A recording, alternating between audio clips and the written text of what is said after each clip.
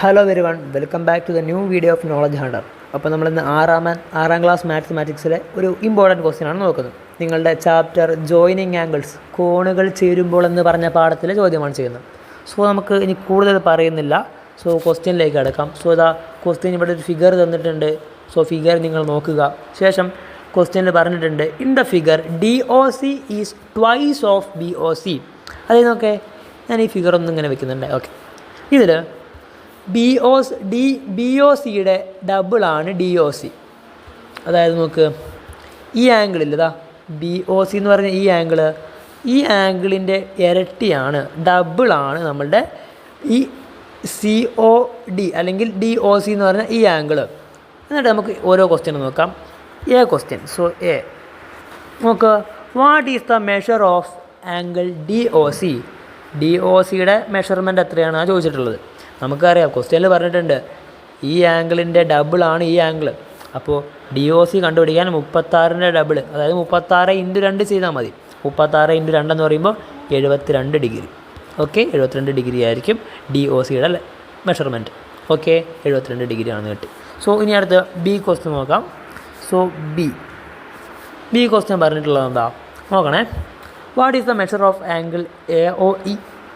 AOE എന്ന് പറയുമ്പോൾ angle ഏതായിരിക്കും? AOE എന്ന് പറയുമ്പോൾ ഈ ആംഗിൾ ആയിരിക്കും. ഈ ആംഗിളിൻ്റെ മെഷർമെൻറ്റ് എത്രയാണെന്ന് ചോദിച്ചിട്ടുള്ളത്.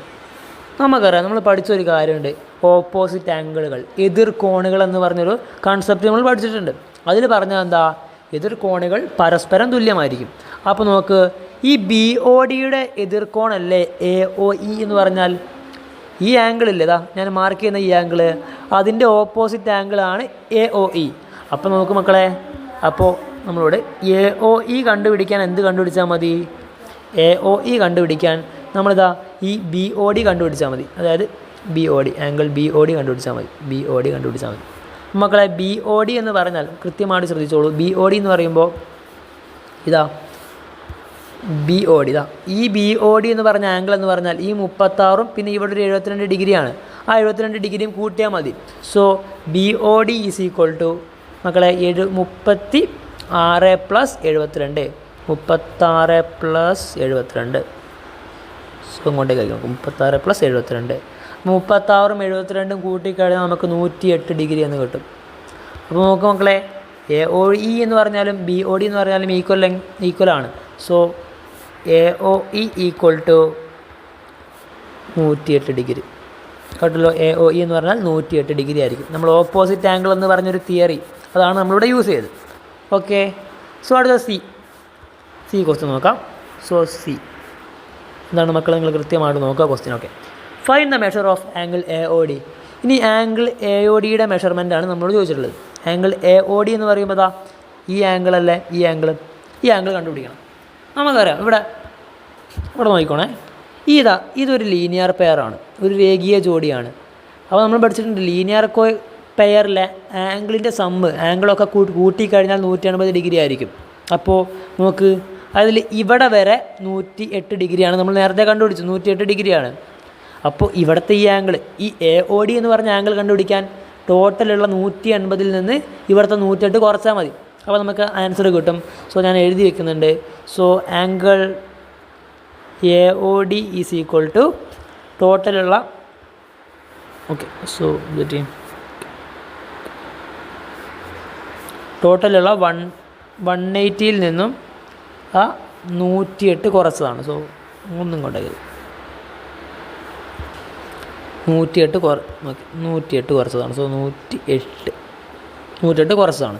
സോ 180ൽ നിന്ന് 108 കുറച്ച് കഴിഞ്ഞാൽ നമുക്ക് 72 ഡിഗ്രി എന്ന ആംഗിൾ കിട്ടും.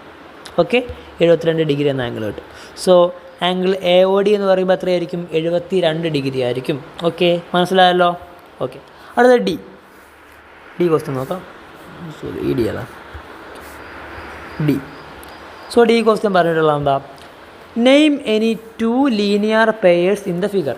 ഈ ചിത്രത്തിലുള്ള ഏതെങ്കിലും 2 ലീനിയർ പെയറിൻ്റെ പേര് എഴുതാനാണ്. നമുക്ക് ഏതൊക്കെ പറയാം?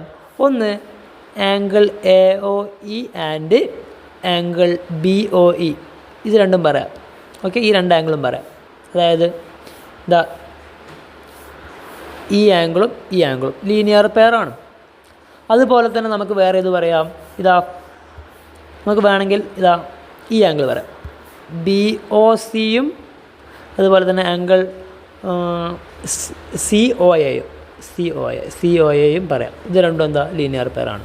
അപ്പോൾ ഏതെങ്കിലും രണ്ടെണ്ണത്തിൻ്റെ പേര് ചോദിച്ചിട്ടുള്ളൂ. അപ്പോൾ നമ്മൾ രണ്ടെണ്ണത്തിൻ്റെ പേര് പറഞ്ഞിട്ടുണ്ട്. സോ മക്കളെ, അപ്പോൾ ഇത്രയേ ഉള്ളൂ ക്വസ്റ്റ്യൻ. സോ നിങ്ങൾക്ക് ഈ ക്വസ്റ്റ്യൻ കൃത്യമായി മനസ്സിലായെന്ന് വിശ്വസിക്കുകയാണ്. സോ കൃത്യമായി മനസ്സിലായെങ്കിൽ ഈ വീഡിയോ ഒന്ന് ലൈക്ക് ചെയ്യുക. അതുപോലെ ഈ ചാനൽ ഇഷ്ടപ്പെട്ട് കഴിഞ്ഞാൽ തീർച്ചയായിട്ടും എൻ്റെ ചാനൽ സബ്സ്ക്രൈബ് ചെയ്യുക. അടുത്തൊരു വീഡിയോയുമായിട്ട് വീണ്ടും കാണാം. ബൈ.